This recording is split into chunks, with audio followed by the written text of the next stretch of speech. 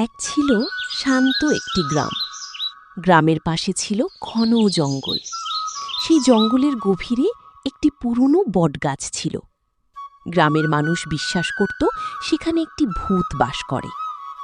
একদিন গ্রামের কাছে একজন সাধু এসে আশ্রম বানালেন। তার নাম ছিল স্বামী আনন্দ। তিনি খুব দয়ালু ও জ্ঞানী ছিলেন। এক রাতে বটগাছের নিচে বসে সাধু ধ্যান করছিলেন। হঠাৎ ঠান্ডা বাতাস বইতে শুরু করল। কি তুমি আমার এলাকায় কেন এসেছ? আমি একজন সাধু, আমি ধ্যান করতে এসেছি। তুমি কি আমাকে ভয় পাও না? সাধু হাসলেন। ভয় কেন পাব? তুমি যদি কাউকে ক্ষতি না করো তাহলে তোমাকে ভয় পাওয়ার কি আছে? সবাই আমাকে দেখলে পালিয়ে যায়। মানুষ অজানাকে ভয় পায়। ভূত কিছুক্ষণ চুপ করে থাকল। আমার খুব একা লাগে। একা লাগলে মানুষের উপকার করো, তাহলে সবাই তোমাকে ভালোবাসবে।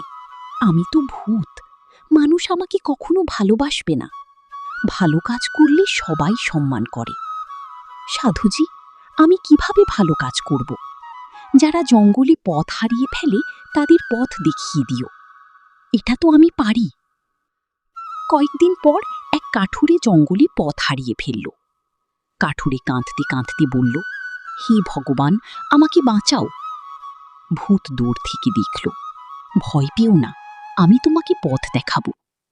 কাঠুরে ভয়ে কাঁপতে লাগল। আমি তোমার ক্ষতি করব না। তারপর ভূত আলো দেখিয়ে কাঠুরেকে গ্রামের পথে পৌঁছে দিল। কাঠুরে গ্রামে ফিরে সবাইকে ঘটনা বলল।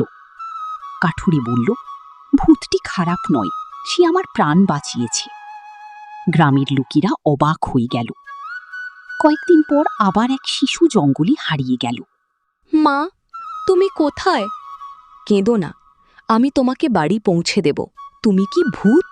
হ্যাঁ, কিন্তু আমি তোমার বন্ধু। শিশুটি হাসল। ভূত তাকে নিরাপদে বাড়ি পৌঁছে দিল। ধীরে ধীরে গ্রামের মানুষ ভূতকে আর ভয় পেল না। একদিন ভূত সাধুর কাছে এসে বলল, সাধুজি, আজ আমি খুব খুশি। কেন? মানুষ এখন আমাকে অভিশাপ দেয় না, সবাই ভালো কথা বলে।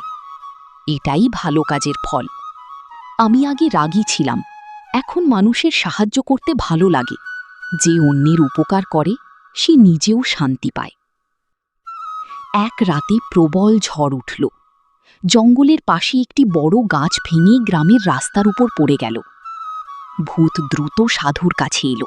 সাধুজি, গ্রামের মানুষ বিপদে আছে, চলো তাদের সাহায্য করি। ভূত নিজের শক্তি দিয়ে গাছ সরিয়ে দিল।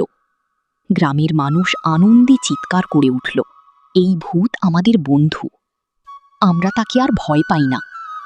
ভূতের চোখে আনন্দের জল চলে এলো। আমি কখনো ভাবিনি মানুষ আমাকে বন্ধু বলবে। ভালোবাসা ও দয়ার শক্তি সবচেয়ে বড় শক্তি। বহু বছর কেটে গেল। ভূত গ্রামের রক্ষক হয়ে উঠল। কোনো বিপদ এলে সে সবাইকে সাহায্য করত। একদিন ভূত সাধুর কাছে এসে বলল, সাধুজি, আপনার কাছ থেকে আমি জীবনের সবচেয়ে বড় শিক্ষা পেয়েছি। কি শিক্ষা?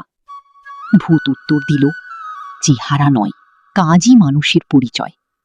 সাধু হাসলেন, তুমি ঠিকই বলেছ। সেদিন থেকে ভূত ও সাধুর বন্ধুত্বের গল্প চারদিকে ছড়িয়ে পড়ল। গ্রামের মানুষ তাদের সম্মান করত এবং সবাই সুখী শান্তিতে বসবাস করতে লাগল। মানুষের আসল পরিচয় তার চেহারাই নয়, তার ভালো কাজ ও ব্যবহারই।